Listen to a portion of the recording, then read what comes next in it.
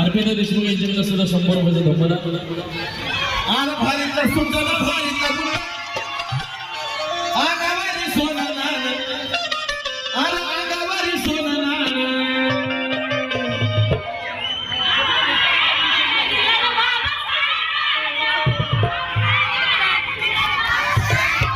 आला बाबा साहेबाने दिला